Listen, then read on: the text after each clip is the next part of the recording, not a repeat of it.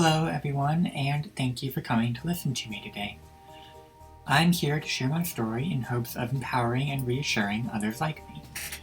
As some of you may know, I was born with a complex congenital heart defect.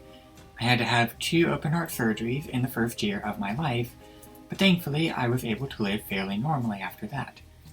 My heart condition left me with less stamina than other children my age, but overall it didn't keep me from enjoying my life. I ended up requiring a 3rd surgery when I was 17, a Fontan revision along with a Maze procedure. Shortly after turning 18, I went to New York for college. I was eager to leave the nest and live somewhere other than Texas, and I got a scholarship that made it possible. At the time, I thought I wanted to be an engineer, so I studied electrical engineering. My time at college was a roller coaster of emotional highs and lows. While there are many things I loved about it, I started to fall into depression. I began to struggle more and more, I spiraled, and my grades continually slipped. I didn't know what the problem was, though in hindsight, some of it was burnout, as I had already spent 3 years as a dual credit student before that. I also believed that some of it was the result of going through puberty and having changes to my body that I didn't realize at the time I very much disliked. Towards the end of my 2nd year in college, I put together a bucket list. I had over a dozen items on it, and realized that not one of them had to do with engineering. However, several of them involved writing. I had continued to write as a hobby, even once having a dream that inspired a sprawling story concept, which I am still working on to this day. It helped me shift my perspective. Instead of thinking that I was failing to apply myself to becoming an engineer, I realized that I had lost interest in the goal.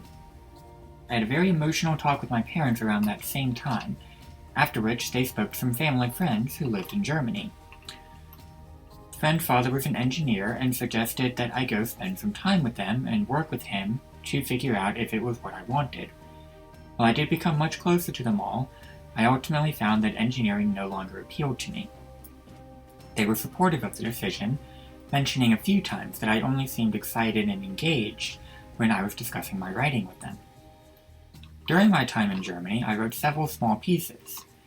I also had a type of story that I think many writers have, where we imagine ourselves in a fictional setting. Many non-writers also do this. While I had composed this type of story before, the one I came up with at that time in my life was unusual. In it, I chose to become a woman. That storybook version of myself had the means to change back, but never even considered it. She named herself Hope as a sign of a new beginning. I turned 20 while I was in Germany. I returned home to my parents and ended up getting a job at the local hospital as a pharmacy technician. 5 years passed with various triumphs and pitfalls. After paying off all my student debts, I began struggling more and more with living in the same house as my parents. It was in that same time frame that I came across some posts on Reddit, which made me reconsider my occasional thoughts of what it would be like to live as a woman. The one which hit me the most was, if you think it's obvious that everyone would prefer being a woman over a man, you should know most men never think that in their life.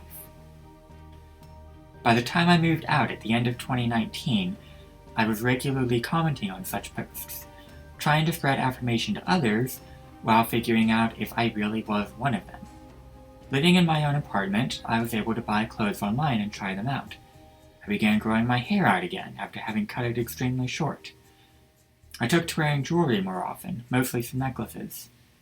I wasn't brave enough to try makeup, but I did use an app to see what I might look like as a woman.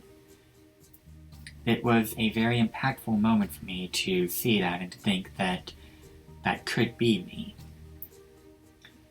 Like many trans people, my biggest concern was my family and friends, and my job. Living in the middle of Texas, I don't think those fears were unfounded. I lived with the knowledge that I am a trans woman, not sharing it with anybody in my life, for 2 years. I had a small number of online friends who I was out to. I asked them to call me Hope, and they never questioned it. Finally, in the last 2 months of 2021, I began to come out to my friends.